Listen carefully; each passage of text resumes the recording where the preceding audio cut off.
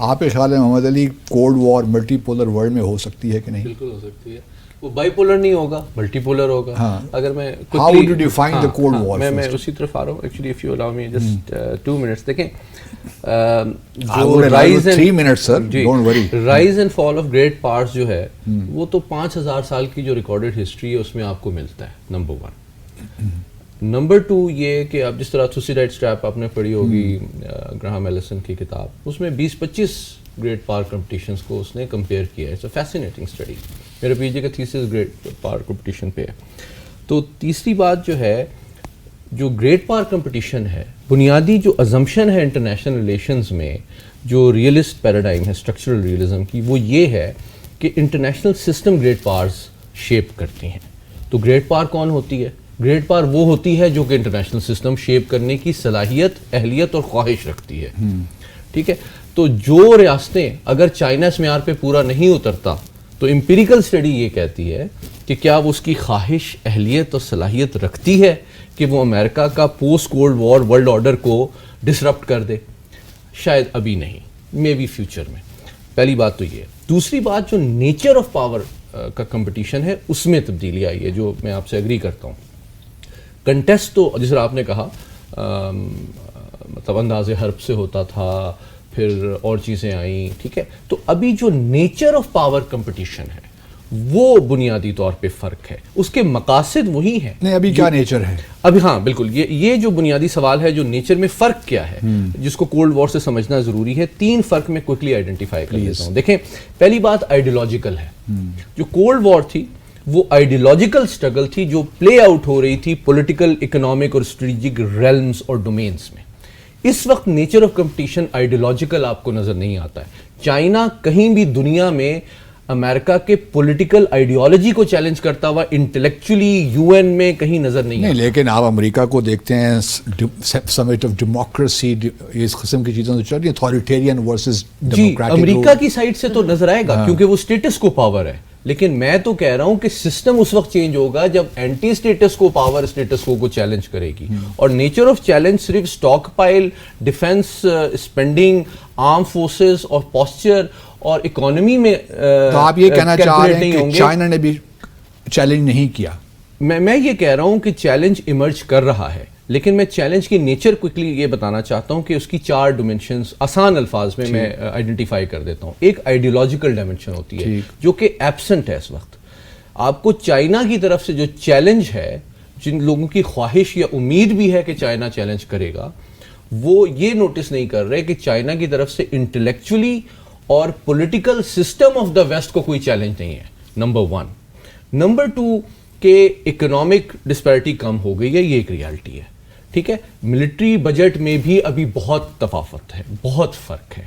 Quantity پہ بہت زیادہ فوکس ہوتا ہے. کہاں امریکہ کا $700 بلین سے زیادہ ڈیفینس ایکسپینڈیچر اور باقی دنیا کا ملا کے.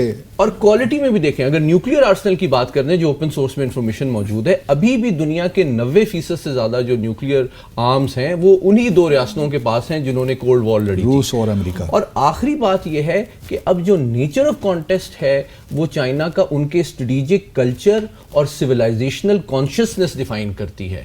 وہ اپنی پاور کو ویلتھ کے ذریعے سے, سافٹ پاور کے ذریعے سے, ایکسیپٹیبل اور انفلوئنس کے ذریعے بڑھانا چاہتے ہیں. اس کا اسٹریٹجک کلچر رشیا سے ڈیفرنٹ ہے, وہ کنفرنٹیشنسٹ نہیں ہے, اور وہ سمجھتے ہیں کہ جب وہ رائز کر جائیں گے تو دوسری پاورز خود ہی ہمارا ادب شروع کر دیں گے. لیکن اس میں ایک سوال نائلہ یہ پیدا ہوتا ہے نا, جس طرح ٹھیک ہے محمد علی نے بات ٹھیک کی ہے, وہ نظریاتی جنگ اس طرح نہیں ہے, لیکن بہرحال ایک انڈر کرنٹس تو یہ ہیں کہ ایک طرف اتھارٹیرین ماڈل ہے آپ کے پاس, دوسری طرف ڈیموکریٹک ماڈل ہے, اور چائنا اس کو کسی نہ کسی اسٹیج پہ آ کے چیلنج کرے گا.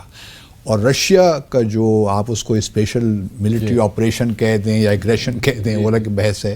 یوکرین میں جو جنگ ہو رہی ہے اس نے اس چیز کو شاید ری انفورس کیا ہے, کیونکہ چائنا نے اوپنلی سپورٹ نہیں کیا رشیا کو, لیکن لگتا یہی ہے کہ وہ مخالفت بھی نہیں کی, لیکن روس کے ساتھ بائی اینڈ لارج وہ کھڑے ہیں.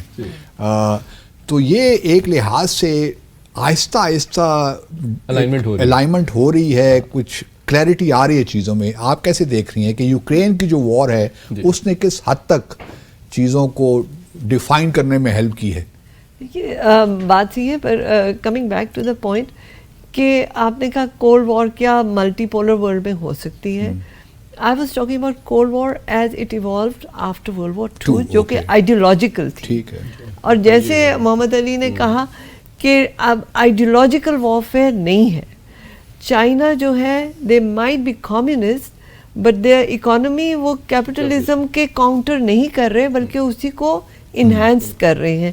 سو اس طرح سے جو یو ایس اے کا کاؤنٹر تھا یو ایس ایس آر، کیونکہ وہ مارکسزم لیننزم کی اکانومی پہ تھے، چائنا کا اس طرح سے نہیں ہے. لیکن ایک سسٹم دو ہمارے پاس 2 پولیٹیکل سسٹمز تو ہیں نا الگ الگ، اتھارٹیرین ورسز ڈیموکریٹک. یہ authoritarian is a very U S حالانکہ چائنیز بھی اپنے آپ کو ڈیموکریٹک کہتے ہیں.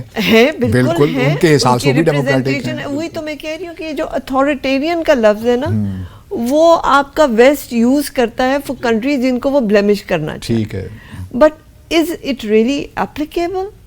وی have to look at it in a more deeper way. So I am coming back to my point کہ it is still very fluid. China کو آپ ون پارٹی کے لحاظ سے کہہ سکتے ہیں، پر اس میں الیکشنز ہوتی ہیں، سب کچھ ہوتا ہے، اور ان کی جو اکانومی ہے وہ سوشلسٹ نہیں ہے، وہ مارکسزم لیننزم پہ نہیں ہے. ان کا ماڈل اب نیا ایوالو ہو چکا ہوا ہے. And coming back even to U S S R which is now Russia کی اکانومی بھی بہت چینج آ گیا ہوا ہے.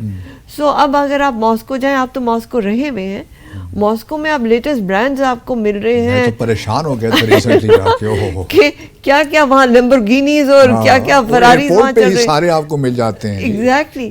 سو وہ جو سوویت یونین ہم بچپن میں پڑھتے آئے وہ رشیا نہیں ہے. So basically America is stuck in old mindset. The problem is with USA, how it defines the world from US perspective. So therefore they're still using the Cold War jargon, but the world itself has changed. Neither USSR is USSR, it's Russia, nor China is the old China that you used to speak of.